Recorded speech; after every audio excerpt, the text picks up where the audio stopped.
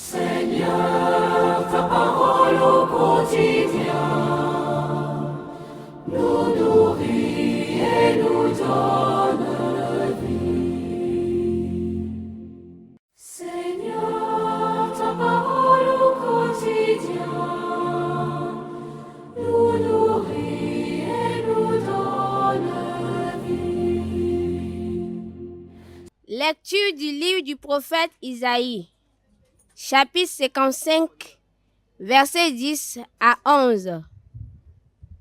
Ainsi parle le Seigneur, la pluie et la neige qui descendent des cieux n'y retourneront pas sans avoir abreuvé la terre, sans l'avoir fécondée et l'avoir fait germer, donnant la semence au semeur et le pain à celui qui doit manger. Ainsi, ma parole qui sort de ma bouche ne me reviendra pas sans résultat, sans avoir fait ce qui me plaît, sans avoir accompli sa mission. Parole du Seigneur. Nous rendons grâce à Dieu. Nous nourrit et nous donne vie. De toute leur angoisse, Dieu délivre les justes. De toute leur angoisse, Dieu délivre les justes. Magnifiez avec moi le Seigneur. Exaltons tous ensemble son nom. Je cherche le Seigneur, il me répond. De toutes mes frayeurs, il me délivre. De toutes leurs angoisses, Dieu délivre les justes. Qui regarde vers lui resplendira. Sans ombre ni trouble au visage, un pauvre crie. Le Seigneur entend. Il le sauve de toutes ses angoisses. De toutes leurs angoisses, Dieu délivre les justes. Le Seigneur regarde les justes.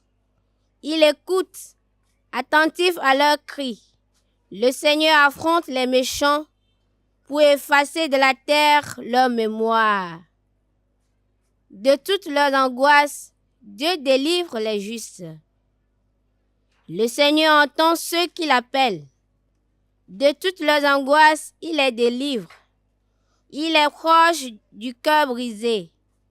Il sauve l'esprit abattu. De toutes leurs angoisses, Dieu délivre les justes. Gloire et louange à toi, Seigneur.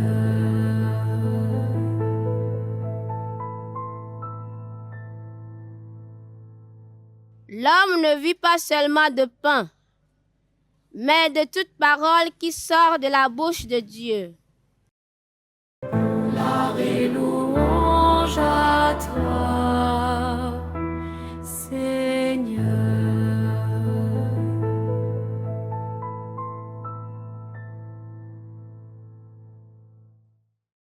Le Seigneur soit avec vous et avec votre esprit. Évangile de Jésus-Christ selon saint Matthieu. Gloire à toi, Seigneur. En ce temps-là, Jésus disait à ses disciples, « Lorsque vous priez, ne rabâchez pas comme les païens. Ils s'imaginent qu'à force de paroles, ils seront exaucés. Ne les imitez donc pas, car votre Père sait de quoi vous avez besoin avant même que vous l'ayez demandé. Vous donc priez ainsi. Notre Père qui es aux cieux, que ton nom soit sanctifié, que ton règne vienne, que ta volonté soit faite sur la terre comme au ciel. Donne-nous aujourd'hui notre pain de ce jour. Remets-nous nos dettes, comme nous-mêmes nous remettons leurs dettes à nos débiteurs. Et ne nous laisse pas entrer en tentation, mais délivre-nous du mal. Car si vous pardonnez aux hommes leurs fautes, votre Père céleste vous pardonnera aussi. Mais si vous ne pardonnez pas aux hommes, Votre Père non plus ne pardonnera pas vos fautes. Acclamons la parole de Dieu. Louange à toi, Seigneur Jésus. Gloire et louange à toi, Seigneur.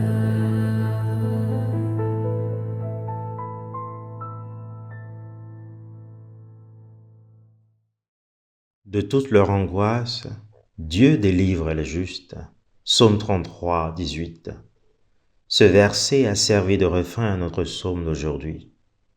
Et le même verset nous dit que le Seigneur entend ceux qui l'appellent. Voilà de quoi nous réconforter. Le Seigneur écoute toujours nos prières et sa parole porte toujours ses fruits, nous dit Isaïe dans la première lecture d'aujourd'hui. Ce ne sont pas que des paroles. Ce que nous lisons comme texte écrit dans la Bible est l'expérience de tout un peuple, un témoignage. Jésus nous en donne la confirmation en révélant que celui que nous rencontrons dans la prière est un Père, notre Père.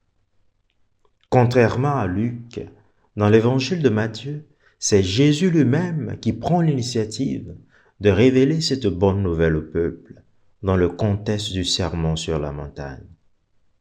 Une nouvelle qui change tout. Prier, ce n'est pas si tant les paroles.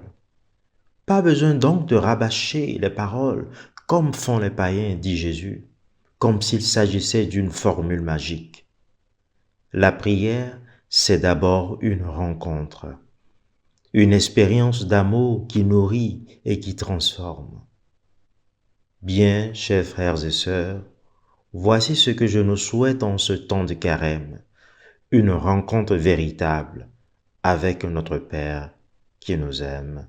Amen. Seigneur.